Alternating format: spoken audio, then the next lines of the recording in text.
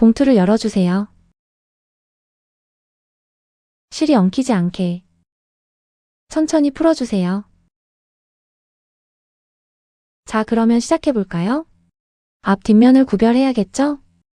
고양이 모양이 있는 부분이 앞면이고 아무 무늬가 없는 부분이 뒷면입니다. 고양이가 있는 앞면을 본인의 앞쪽으로 잡아볼게요. 제일 먼저 실을 당겨주세요.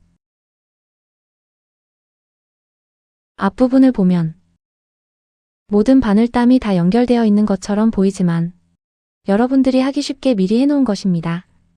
여러분은 홈질로 내려갔다가 다시 홈질로 올라오는 바느질을 할 것입니다. 바늘을 잡아서 바로 옆에 바늘땀으로 바늘을 꽂아주세요. 만약에 바늘이 한 번에 꽂아지지 않으면 사이를 벌려서 바늘구멍을 찾으면 훨씬 쉬워집니다.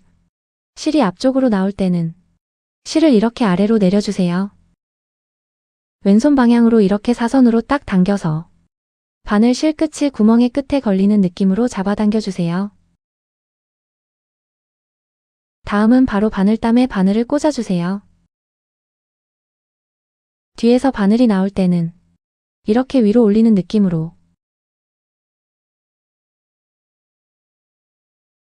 위로 올릴 때 실이 길어 올리기 힘들면 실을 잡아서 당겨요. 다시 옆이 바늘땀에 바늘을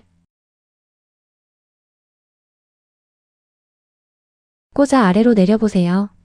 바늘을 다시 다음 땀에 넣어서 위로 올려주세요.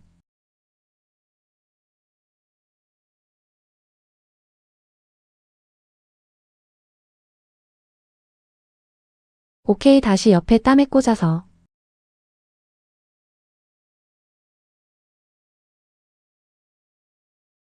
그리고 올려주세요. 다시 다음 땀으로 내려가서 여러분이 보면 알겠지만 이렇게 한 땀 한 땀 한 땀이 구멍이 중간중간이 비어져 있으면서 바느질이 되고 있습니다. 그 다음에 뒤로 나올 때는 위로, 다시 앞에서 나올 때는 아래로,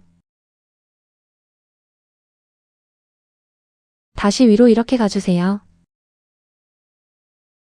거의 한 바퀴가 돌아오고 있죠. 그런데 하다 보면 여기 중간에 매듭이 생길 경우가 있어요. 그런 경우에는 선생님 어떻게 해야 되나요? 바늘땀에 구멍이 크니까 힘껏 잡아당기면 밖으로 나올 거예요. 자, 이제 마지막 구멍까지 왔어요. 여기서 잘해야 된답니다. 마무리가 안 되면 이렇게 벌어지게 돼요. 그래서 벌어지지 않게 하기 위해서 이 부분을 휘감치기를 해줄 건데요. 실이 나온 반대의 방향으로 이렇게 반대로 다시 볼까요? 지금까지는 실이 나온 방향에서 바로 옆에 땀으로 꽂았는데 여기서는 반대 방향에서 꽂아주세요. 실이 중간에 위로 동그라미가 만들어지면서 걸쳐지는 게 보이나요? 다시 한 번만 더 볼게요. 실이 위에서 걸쳐질 수 있도록 잡아 당겨주세요. 이렇게 그러면 동그라미가 두 번이 이렇게 걸쳐져 있기 때문에 이제 카드를 넣고 뺄 때 벌어지지 않고 단단하게 됩니다. 이제 다시 반대 방향으로 가기 위해 지갑을 반대 방향으로 지갑을 돌려주세요. 이제는 고양이가 없는 면이 본인의 앞에 놓고 시작해요. 아까와 같은 느낌으로 앞에서 나올 때는 아래로 내려서 바늘을 빼주세요. 뒷면에서 바늘이 나올 때는 바늘을 위로 올리고 그 옆에서 꽂아 앞에서 나올 때는 아래로 내려주세요. 이렇게 사선 예쁘게 나오죠? 고양이가 없는 방향으로 바늘을 꽂아 뒤쪽으로 꽂을 때는 실을 위쪽으로 앞으로 꽂을 때는 아래쪽으로 이렇게 해주시면 사선 모양의 바느질 모양이 나와요. 원래는 가죽공예는 양손으로 하는 거예요. 그런데 여러분들은 처음 하는 거라 너무 어려워서 이런 방법으로 해볼게요. 만약에 하다가 실이 꼬이면 바늘 끝에서 잘라주고 바늘귀에 실을 꽂아서 잡아당기면 됩니다. 이런 식으로 계속 반복해 주시면 스티치가 예쁘게 나오고 있습니다. 바늘땀 사이에 끼워지는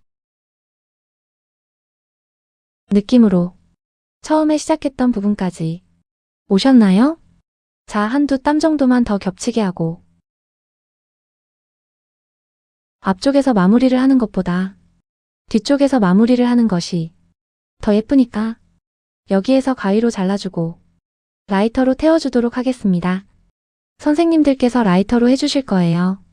라이터로 태우면 가죽은 녹는 실이기 때문에 이렇게 녹이고 쇠 부분으로 이렇게 눌러주면 깔끔하게 마무리가 됩니다. 자, 그러면 여러분들만의 카드 지갑이 완성이 됐어요. 이 가죽은 베지터블 가죽이라고 해서 여러분들은 만지면 만질수록 반질반질해지고 예뻐지는 가죽이 됩니다.